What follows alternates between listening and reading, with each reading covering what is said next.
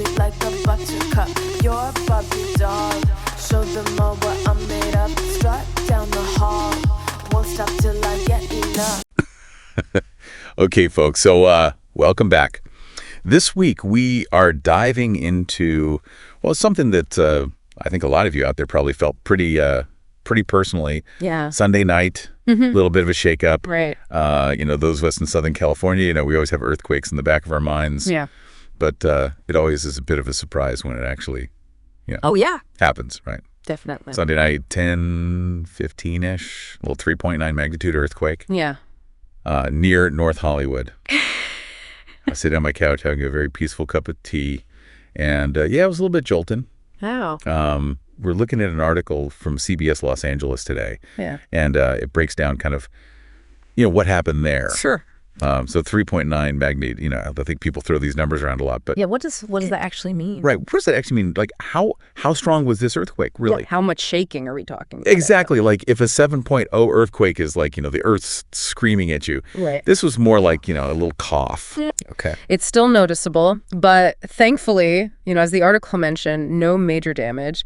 The LAFD didn't even go into earthquake mode, so that tells you that, they weren't expecting too many problems. Yeah, and, thankfully, no major damage, no injuries reported. Right. But still, over 8,000 people reported feeling this earthquake. Wow, that's a lot. Some pretty far away. Yeah. Lancaster, Victorville, even parts of Orange County. Wow. Why would a quake centered, just southeast of North Hollywood be felt that far away? Well, it all has to do with the depth of the earthquake. This one occurred almost 10 miles underground, and it's kind of like if you imagine dropping a pebble into a pond. If you drop it close to the surface, Yeah.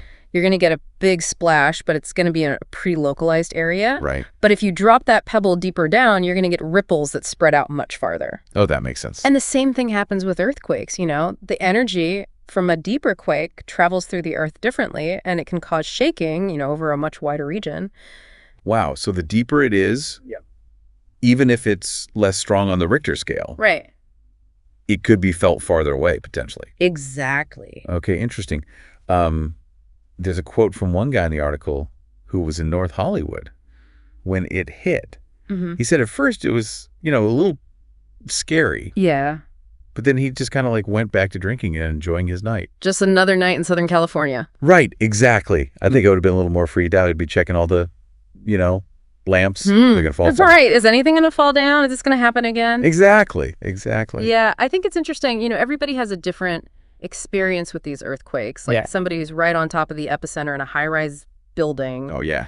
might have a very different reaction from someone who's, further away in a single-story house. Sure. Yeah. And maybe they don't even really feel it. Exactly.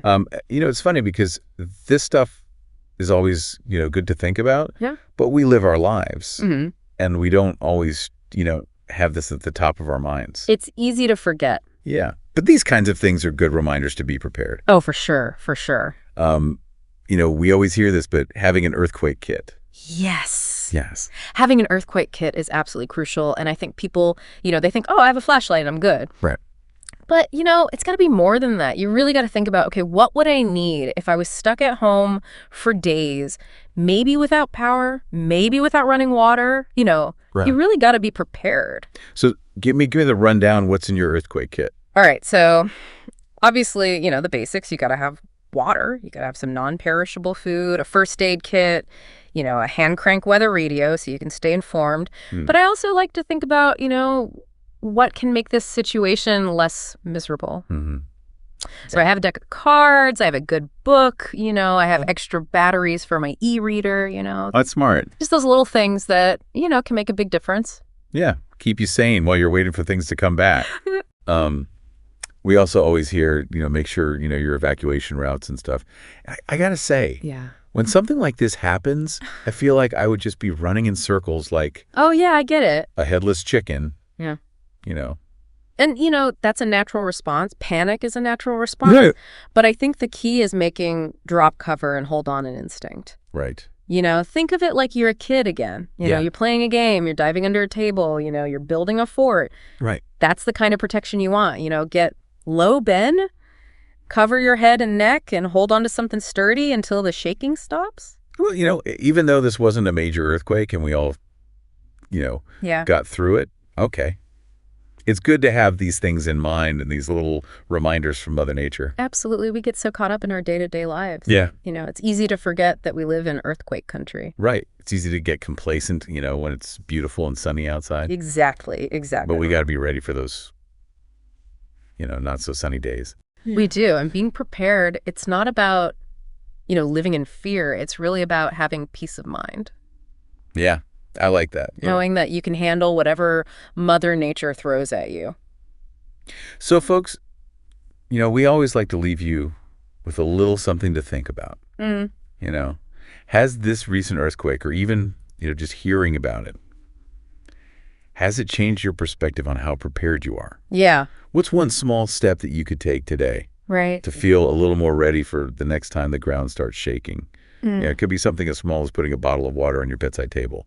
Yeah. Or, finally putting together that emergency kit. Every little bit helps, right? Every little bit helps. Yeah. All right, thanks for joining us for another deep dive. We'll see you next week. See you then.